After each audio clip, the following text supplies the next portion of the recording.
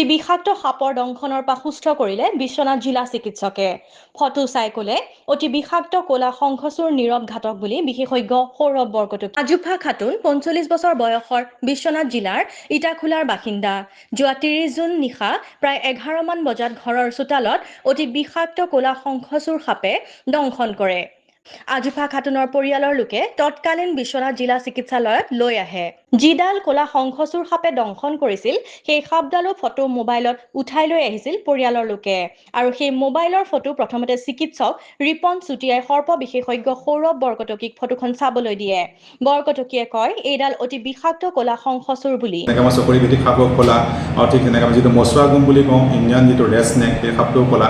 গতিকে আমাৰ বহুত ক্ষেত্ৰত আচলতে কেতিয়াবা দিগদাৰ হয় যে আচলতে এইটো ক'লা শংখচূড়ে কামুৰিছে নে মচুৱা গুম সাপেই কামুৰিছে নে চকৰি ভিত্তিক সাপেই কামুৰিছে। কেতিয়াবা আমাৰ কাৰণে এজন চিকিৎসক হিচাপে তেনেধৰণৰ আচলতে স্নেকটো আইডেণ্টিফাই কৰোঁতে আমাক কেতিয়াবা আমি অন্য বিভিন্ন ধৰণৰ ব্যক্তিৰো সহায় ল'বলগীয়া হয়, যিবিলাক আমাৰ স্নেক এক্সপাৰ্ট।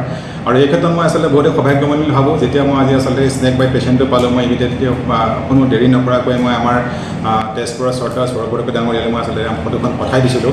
আৰু তেওঁ এইটো ক'লে যে এইটো আচলতে কনফাৰ্ম ইমিডিয়েটলি এণ্টি স্নেক বন দিয়া আৰম্ভ কৰা।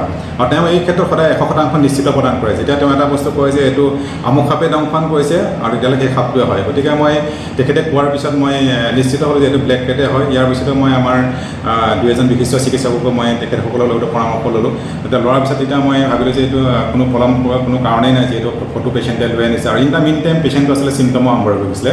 আৰু আমি ব্লেক কেটৰ সাধাৰণতে কেনেকুৱা ধৰণৰ চিমটম হয় আমি কিন্তু চিকিৎসক আৰু স্বাস্থ্যকৰ্মীসকল চিন্তিত হয় যে আজুফা খাতুনক দংশনৰ চিহ্ন পৰীক্ষা কৰে, তেনে কোনো দংশনৰ চিহ্ন আজুফা খাতুনৰ শৰীৰত দেখা পোৱা নগ'ল।